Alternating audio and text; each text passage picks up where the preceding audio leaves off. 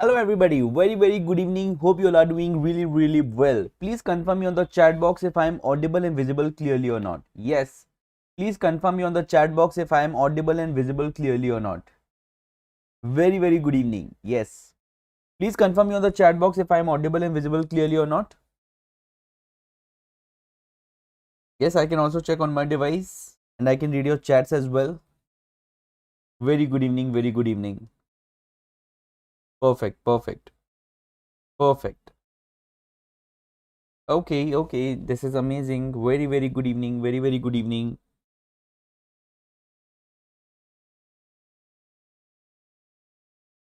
So, very good evening, everybody. Hope you all are doing really well. This is CA Supreet Agrawal, your faculty for ACCA, AA, AAA, and law subjects. And my dear friends, today we have met for a very special session on the question solving of AAA chapter number 8, which is evidence and testing. My dear friends, this particular chapter is going to be very important for your examination as well, because when we talk about clearing the AAA examination, there are few chapters that are considered very important, like chapter number 7, 8, 9, chapter number 2, then chapter number 12 and 13. So all of these chapters makes the very important pattern in the examination that all of these chapters are frequently asked in the examination. So this is very important for all of us to cover very thoroughly. So today, let's first discuss about what are the question patterns that we are going to solve today. Sir, are we only going to focus on chapter 8 or are we going to focus a little bit on chapter 9 also? So today's session is only for chapter number 8. My dear friends, when we talk about chapter number 8, there are two questions majorly. Number one is the papaya company. Okay. The source is ACC Study. And once we complete that, then the second question that is going to be there, sir, is the answer so big? Yes, the answer is so thorough. But when we focus on the second question, it is going to be the pulp company. So this is going to be very important for us to solve both the questions today. Now, if I focus on question number 2, what are the possible questions to discuss why the identification of related party and material related party transactions can be difficult for auditors? Number 1. Second is in relation to the receivables recognized on the statement of financial position, comment on the matters you should consider and recommend further audit procedures also. So these are important, and discuss the quality management issues raised by the auditors, audit seniors comments. Okay, so these are there. But when we talk about question number 1, there is something very different over here. When you go for the question number 1, you will see that there are different questions. Number 1, explain using examples the reasons for performing inarticle procedures in risk assessment stage. Okay, number 1, 6 marks. And discuss the limitations of performing inarticle procedures at the planning stage, limitations. Then explain and differentiate between overall audit strategy and audit plan, very important question. Then there are certain case study based questions. So what we are going to do is we are going to solve the question number 1 first. Okay, the question number 1 first, and our strategy is going to be similar from what we have followed in the past also, which is we are going to read the questions, we are going to make a summary notes. You should have a blank piece of paper or a notepad available in front of you while solving this question, so that you can also make your notes. And then at the end, I am going to give you certain time to solve this particular question, and then we are going to go and discuss this question, and then we are going to read the answers as well. So that will help us have a complete understanding of this particular chapter. Now, papaya company, ISA 315 revised 2019, identifying and assessing the risk of material misstatement. See, a lot of you ask, do you need to remember ISAs and essays in case of the AAA paper? So you do not need to remember it, because a lot of times the reference is readily given. You do not need to mug it up. Okay. Now, requires the auditors to perform inarticle procedures as a risk assessment procedure. Required. Number 1, explain. This is the big file, so it might happen once or twice. Page number 90. Let's see, where are we? Oh.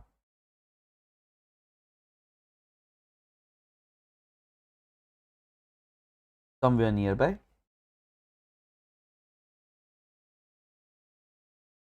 Yes.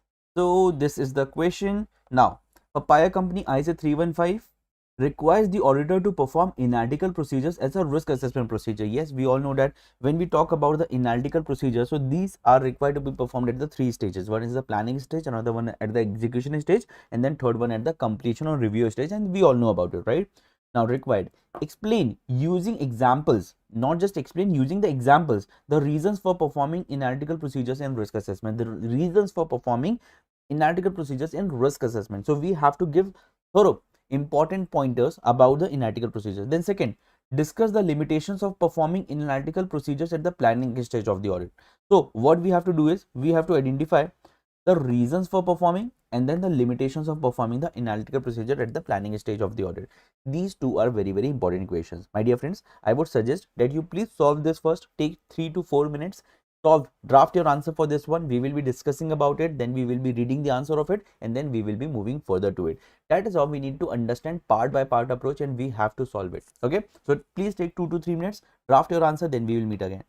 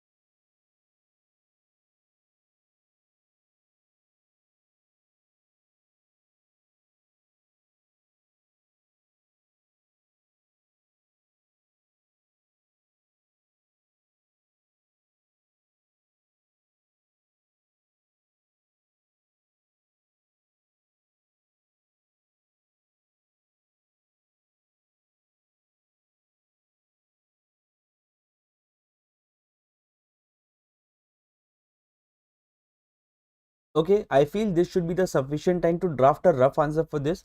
My dear friends, let's try to discuss it one by one now. When we talk about the reasons for performing analytical procedure in the risk assessment stage, please try to understand this one thing. If you remember the basic lecture that we have covered, we have discussed about the stages of the audit, right? We have discussed about the planning stage, the execution stage and also.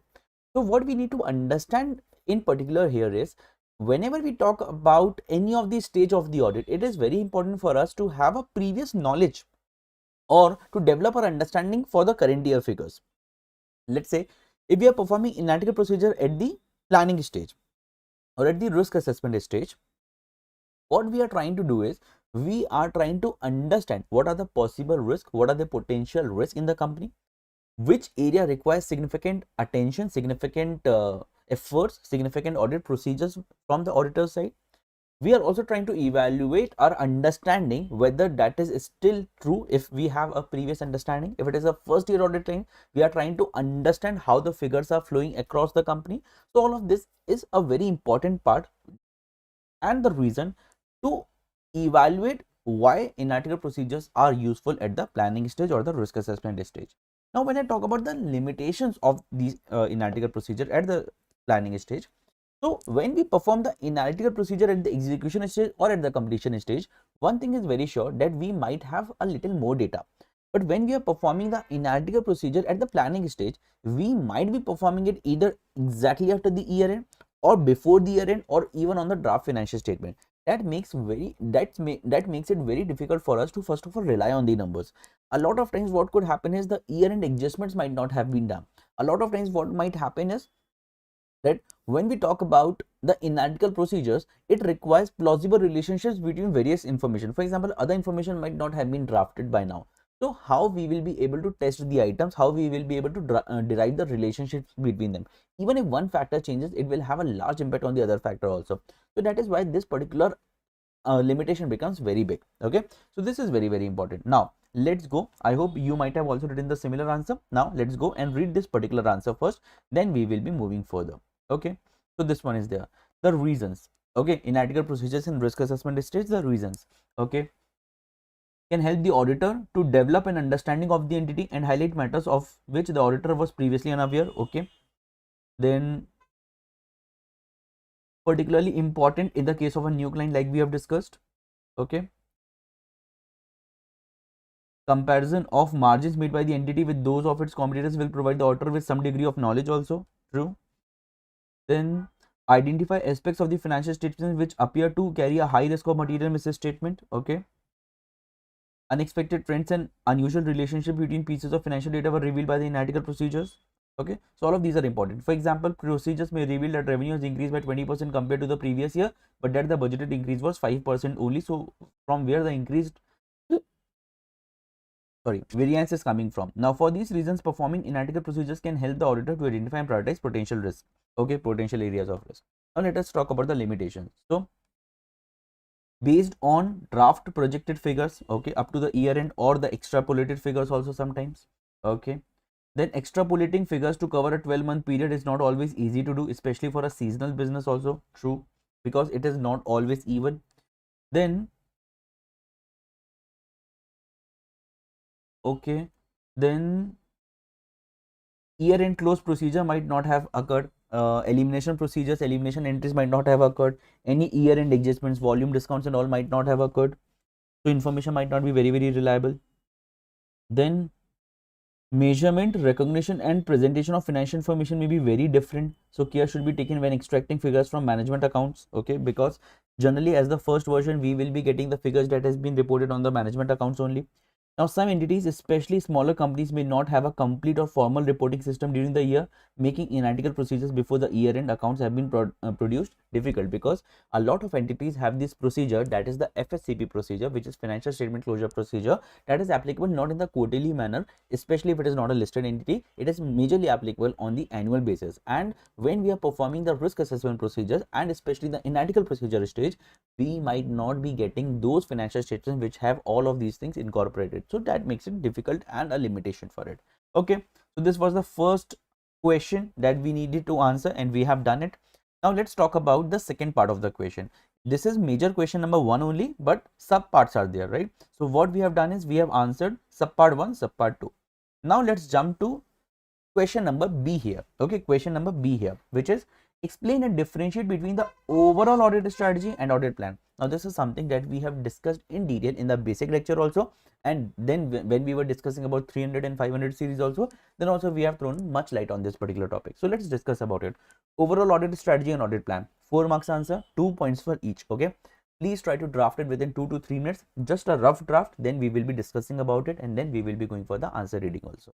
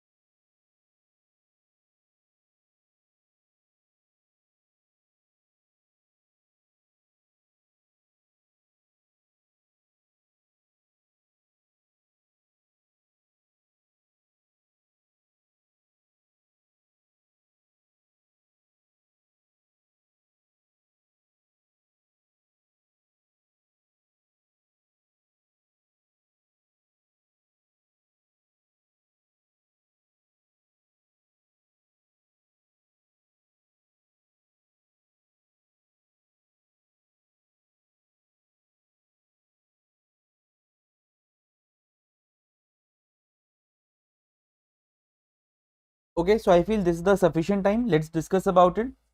When we discuss about the overall audit strategy, what do we mean by it?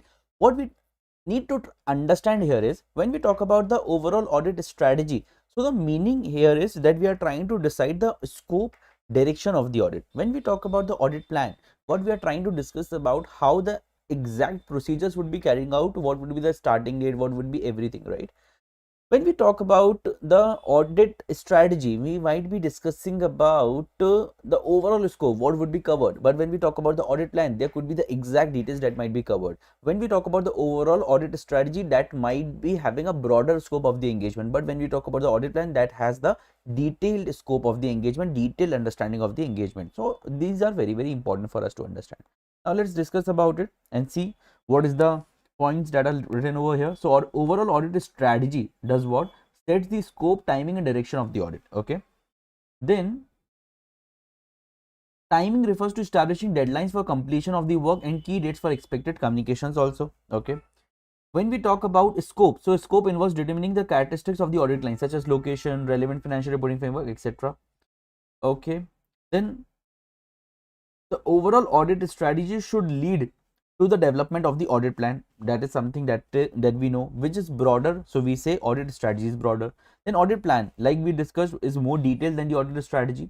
Okay, includes a description of risk assessment procedure, the exact nature of audit procedures that needs to be performed. General purpose of developing the audit plan is to design audit procedure which will reduce audit risk to an acceptably low level. The difference between the audit strategy and the audit plan is therefore that the strategy is the initial planning to ensure there will be adequate resources allocated to the audit engagement in response to an initial evaluation of the entity's characteristics, whereas the audit plan is a detailed program of audit procedures. Okay, so all of these things are very, very important. Now, with this, we have completed the second part also. See, my dear friends, whenever there is a direct definition kind of thing, for example, this one, I'm not explaining you anything over here because that is something that we have already discussed during the concept lectures. If there would be anything new, then we will be discussing about it. Now, let's go to the part C of the question today. Okay, let's discuss about part C. Let's discuss about what? Part C. Okay, part C. Okay, part C is, it is 1st July 2025. My dear friends, we do not know whether it is the year beginning or the year end. You are the manager responsible for the audit of Papaya Company, a listed company which operates a chain of supermarkets. Okay, with the year ending 31st July. So this is 1 month before year end. 1 month before year end. 1 month before year end. Okay, this is important. There are three business segments. Two segments are supermarket chains which operate under internally generated brand names, and the third segment is a new financial services division. The first business segment comprises stores such as Papaya Mart. This segment makes up 3/4 of the supermarkets of the company and are large out-of-town stores located on retail parks on the edge of towns and cities. These stores sell a wide variety of items, okay, including food and drink, clothing, households goods and electrical appliances. In April 2025, which is roughly 3 4 months before the year end, the first overseas Papaya Mart opened in Farland. Okay, this expansion was a huge drain on cash resources. Drain as in it was a negative point, as it involved significant capital expenditure, as well as an expensive advertising campaign to introduce the Papaya Market brand in Farland. Okay, the second business segment comprises the rest of the supermarket. So one is the Papaya Mart and another one is rest of the supermarkets, okay, which are much smaller stores. Okay, so these are smaller stores located in city centers and branded as Papaya Express. Okay, so these are Papaya Express, Papaya Mart, Papaya Express. The express stores offers a reduced range of products, so little lesser products, focusing on food and drink, especially ready meals and other convenience items. The company also established a financial services division on 1st August 2024. 1st August 2024, roughly 2 years back, 1 year back, which offers loans, insurance, and credit cards to customers. Okay, the following information was provided during a recent meeting held with the finance director of Papaya. All of the matters outlined in the notes below are potentially material to the financial statement. So we can assume that all of these things are material. Okay, let's try to understand it now. So notes from meeting held on 29th June 2025. Let's discuss about this. On 31st March 2025, Papaya received a notice from a government body. 31st March 2025 as in 4 months. 4 months before year end. 4 months before year end. 4 months before year end, right? that it is under investigation along with 3 other companies operating supermarket chains for alleged collusion and price fixing activities. So it is not the only one that has been fixed, but there are other companies also, and there's a charge that all of them have colluded. If it is found guilty, significant financial penalties will be imposed on Papaya company. Understood? The company is vigorously defending its case. Now, to help cash flows in a year of expansion, the company raised finance by issuing debentures. So, company has to raise finance by issuing debentures, which are potentially convertible into equity on maturity at the later stage, also roughly 5, 6 years after. To manage the risk associated with overseas expansion in May 2025, the company entered for the first time into several forward exchange contracts, which end in September 2025. So, there's a huge exposure also forward exchange contracts. The contracts were acquired at no cost to Papaya company and are categorized as fair value through profit or loss financial instruments. Okay. The property market has slumped this year and significant losses were made on the sale of some plots of land which were originally acquired for development potential. The decision to sell the land was made as it is becoming increasingly difficult for the company to receive planning permission to build supermarkets on the land. Land is recognized at cost in the statement of financial position. Papaya company has 35 warehouses which store non-perishable items of inventory. Papaya company has 35 warehouses which store non-perishable items of inventory. Due to new regulation, each warehouse is required to undergo a major health and safety inspection every 3 years. All warehouses were inspected in August 2024 at a cost of 25,000 for each inspection. Oh my god, that's a huge 35 warehouses into $25,000 each. Oh my god, big investment. Okay. Now, using the information above, explain the information that you would require in order to perform analytical procedure during the planning of the audit. Okay. Then second, evaluate the risk of material misstatements to be addressed when planning the final audit for the year ending 31st July 2025. Your answer should be presented in the form of briefing notes to be used at the audit planning meeting. So this is not a report, this is an internal document. Okay. Then professional marks will be awarded, that we already know, right? So this is the 35 marks question. Please draft your answer for both and then let us know. Please draft your answer. Please take 5 to 7 minutes. I would suggest please take up to 8 minutes. This is 21:27, that is 9:27. Let's meet at 9:35 to discuss about this particular answer, and then we will be discussing about the potential answer also. We will be reading the answer also, and with this question will end. Then we will move to the next question. Yes.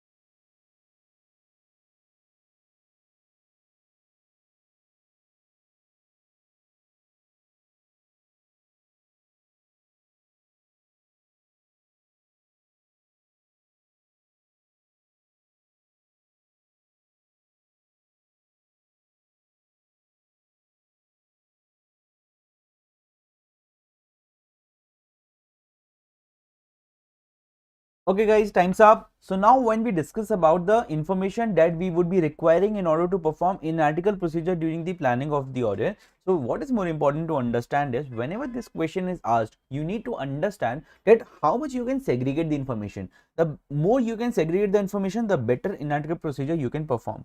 So in this particular case, when we discuss about it, so we can see that the first point is the papaya mart. The first point is what? The papaya mart, that you should have a separate data for. If it is possible, then it will help you evaluate it much better. Then when we talk about the second thing, then it is the overseas operations in Farland. That is very important. Overseas operations in Farland. Okay. Then the third thing that we should note down here is the Papaya Express. If you can get more information on this Papaya Express, that is also very good. Okay.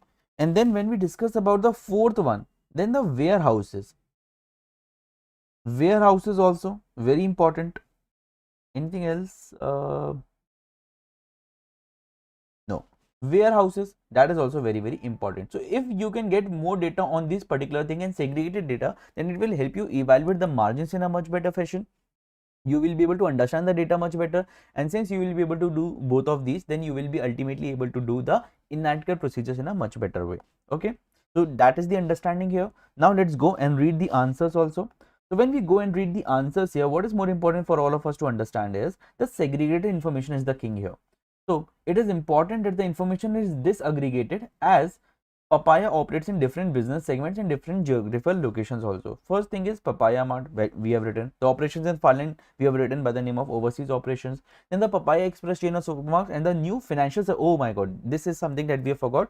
We have written warehouses, but the new financial services division is very important. So this becomes very important.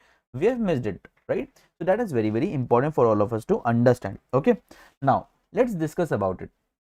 The information should be separated out as above to enable in-article procedures to be performed on each separate component of the business, as each component is likely to achieve different margins and returns on capital.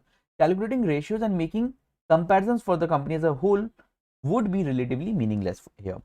Okay. Now, in-article procedure should be performed on the operations in Farland also. The financial services division will have a completely different profit structure, cost base and return on investment than the retail division, and so must be analyzed separately. All of this is very important. Auditor should also request any information about new accounting policies or estimation techniques which have been used this year. It is also useful to make comparisons to similar companies in the same industry also. So all of these are important. With this, we have completed the first question. Now, when we go to the second part of the question, which is evaluate the risk of material misstatement to be addressed when planning the final audit for the year ending 31st July 2025. Your answer should be present in the form of briefing note. Risk of material misstatements. My dear friends, here when we were reading the case study, we have noted down certain points, right? So let's discuss about each one of these pointers. Okay. Number one, they are internally generated brand names, so they cannot be recognized in the financial statements. We have to evaluate, check whether they are presented. If they are presented, we have to de-recognize it. Okay. Then there is overseas operation. So overseas operation could come up with newer business challenges, newer terminologies, newer consolidation requirements. All of that needs to be taken care of. Okay. Significant capital expenditures, so cash flow issue because of this, and we have to issue the debentures and then convert it into the equity later on, so we have to write that also. Then we have to discuss about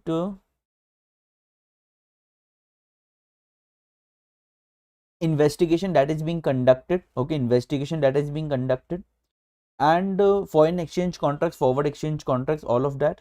And then new regulation, each warehouse is required to undergo a major health checkup, and here this inspection will take a lot of time, right, and money also. So all of that we need to mention. Let's see how much would match.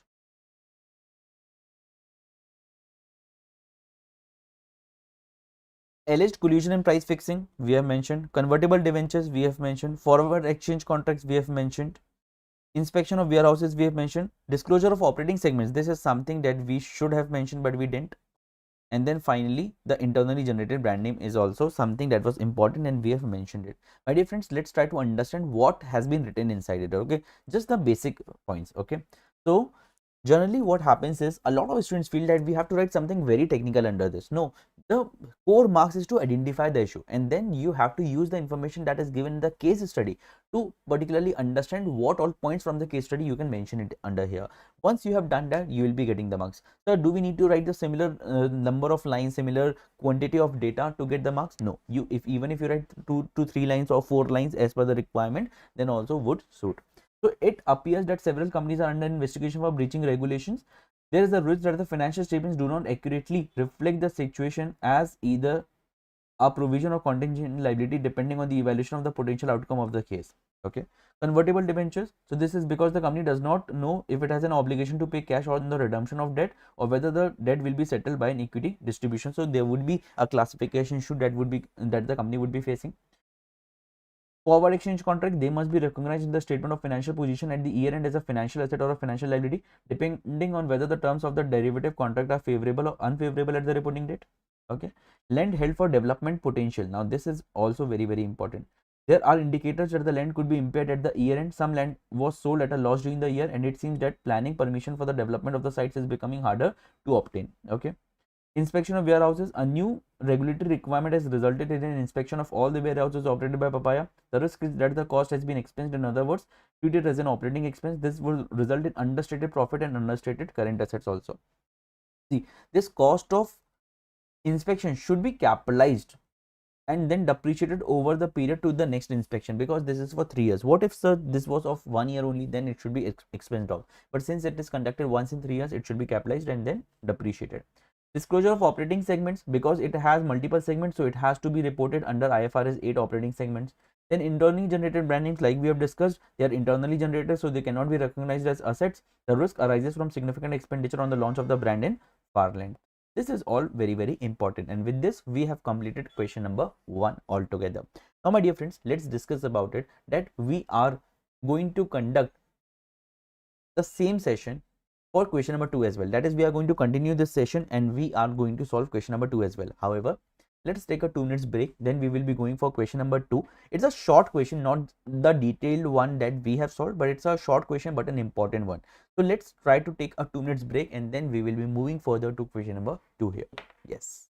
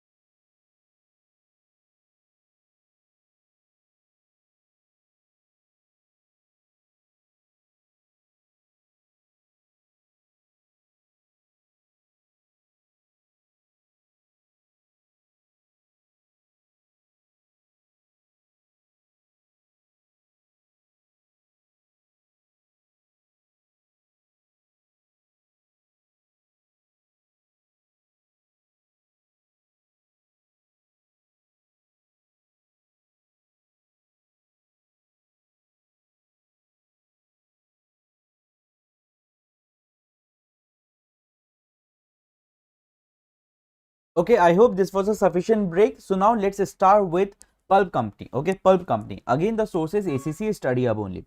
It is 1st July 2025. Okay, you are an audit manager responsible for providing hot reviews on selected audit lines within your firm of chartered certified accountants. Hot reviews as in before the issue of the audit reports, right? You are currently reviewing the audit working papers for Pulp Company, a long-standing audit client for the year ended 31st January. So you are sitting after 31st January as in February, March, April, May, June, after 5 months, right?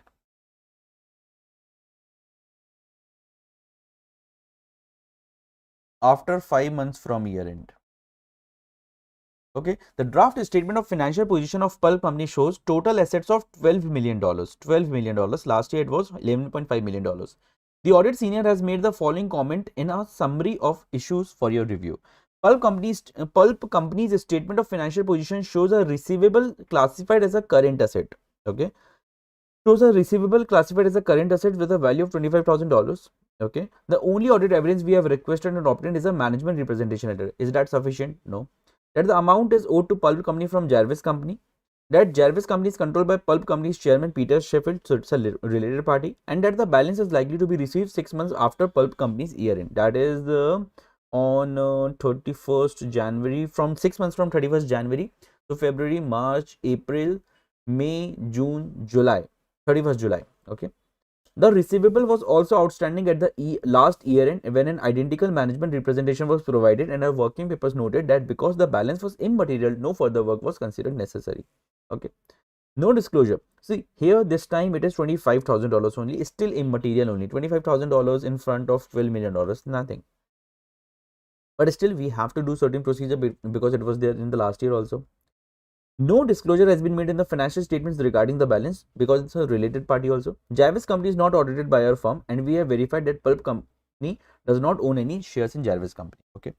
Discuss why the identification of related parties and material related party transactions can be difficult for auditors.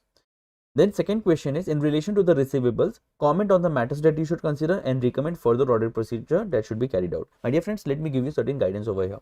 When we talk about discuss why the identification of related parties and material related party transaction can be difficult, so we have to discuss about that management might be hiding, management might not be aware, all of those points. So what could be possible? Okay, why it is difficult? Then when we talk about the second point, B1 and 2, so comment on the matters that you should consider for what? For the receivables recognized. Okay, so what documents you will be requiring, what audit procedure you will be performing that. Then further audit procedure as in the audit procedure. So why it is difficult? Then second thing is what you should consider, what you should inquire about, and then third thing is the audit procedure. That is how you should draft your answer. Please take 5 to 7 minutes. Okay, and then let us discuss about the potential answer that could have been there. We'll discuss about it, and then we will be going for the reading of the answer as well.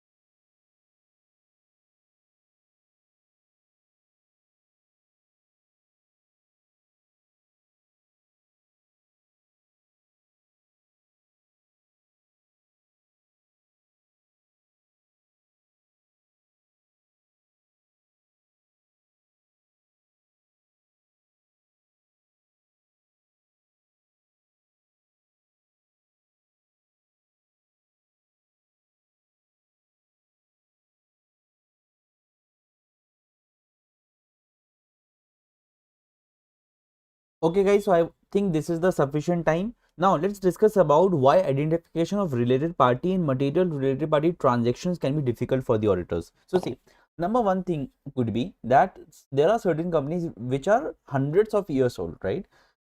A lot of managers, a lot of executives might not be aware about the related party transaction that they have. Second thing is there could be certain errors in the reporting also. A lot of structures are so complex that it is very difficult to identify whether they come under the purview of the related party or not, right? So all of this is very, very important. When we talk about the related party transactions, there could be certain immaterial amounts that might not have been reported as a related party transaction and might be very difficult to identify also. So all of this thing makes the answer for the first one. Okay. Now when we talk about what points you should consider, what matters you should consider for the receivable balance is, first of all, whether that receivable balance is intentionally kept hold, due, or whether is there any particular reason for it which is justified for a neutral party also. Second, what is the intention of the management? Do they want to actually receive it or not? Okay, that is one thing. Or do they want to keep it due, or do they want to write it off? Third thing is, what are the supporting documents to say that that particular amount is appropriate? So all of these things would make the comment on the matters. Okay. Then recommend further audit procedure that should be carried out. So further audit procedure, inspect what the supporting documents that will tell us that this is the party balance. Confirmation, we should take a confirmation from the relevant party also, who has to pay us, whether they agree with the amount that they have to pay us or not. Then ICAIURR, right? I has been done, C has been done. Then in article procedure, so we have to evaluate that whether that amount that is appearing, whether that is appropriate or not, whether is there any movement, that is there was a total balance, something has been paid, whether that movement is appropriate or not. We have to match it with the other non-related party receivables also, whether what is the quantum of it. Then we will be discussing about the ICA and then inquiry. So we will be inquiring about what is the intention of the management behind keeping it on hold. What is the discussion or dialogue between the management of both the companies? Is there any risk, any provision that should be identified for that, any write-off that should be identified for that? Okay, that is the inquiry. Then we will be doing the observation also, that what has been the records in the past years, whether that particular client, whether that particular entity has made the payments or not, or whether it has been written off. We will be doing the recalculation also, whether if there is any movement, then whether the calculation is coming appropriately or not, and whether the internal controls are appropriately working for that or not. So that will make the answer for the second one. Now let's go and read the answer that is mentioned over here. Okay. So when I talk about this particular thing, matters to consider, then first thing is materiality. So it is 0.2%, because out of 12 million, it is only $25,000 that we have discussed immaterial in monetary terms. However, the details of the transaction could make it material by nature. That is, qualitative materiality is also very important. The amount is outstanding from a company under the control of Pulp's chairman. Readers of the financial statements would be interested to know the details of this transaction, which currently is not disclosed. Elements of the transaction could be subject to bias, especially the repayment terms, which appear to be beyond commercial credit terms also. A further matter to consider is whether this is a one-off transaction or an indicator of further transactions also. Now, accounting treatment. So it is necessary to establish where there is a related party transaction, as two entities are not necessarily related party on the sole grounds that they have a director or other member of key management in common.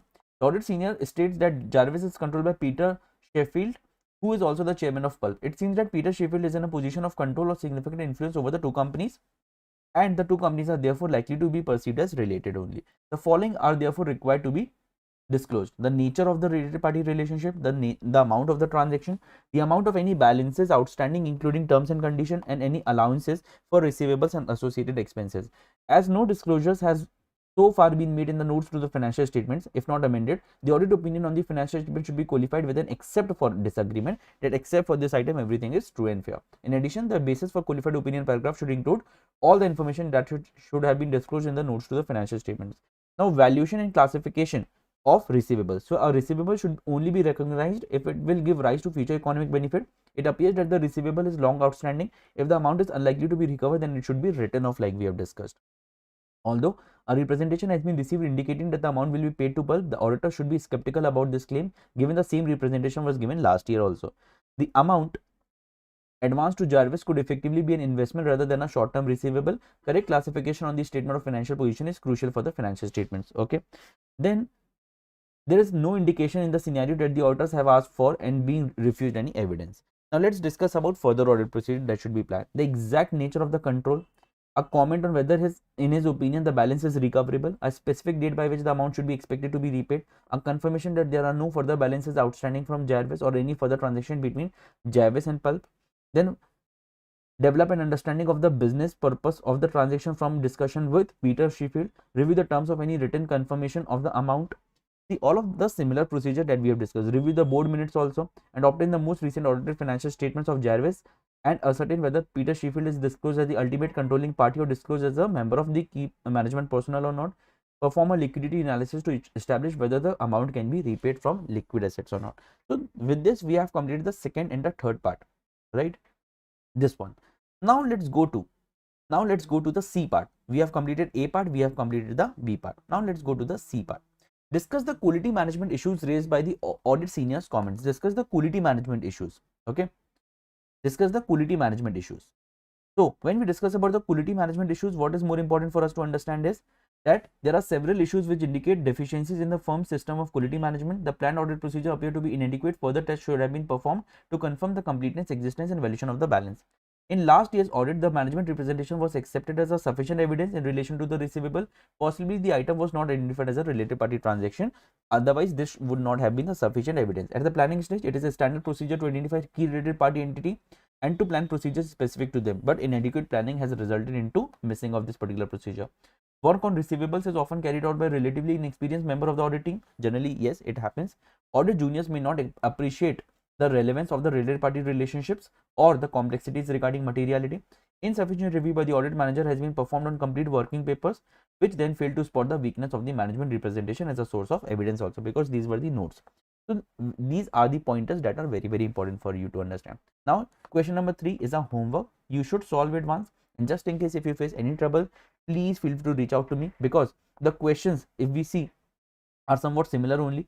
Okay, that should be performed, explain the procedures, comment on the matters that should be considered, right? Comment on the matter that should be considered, identify and explain the potential implication for the auditor's report. So all of these questions are very, very similar to what we have already covered. Now after this chapter will get completed. So my dear friends, we have solved 2 questions here. Now I would request you to solve the third question independently.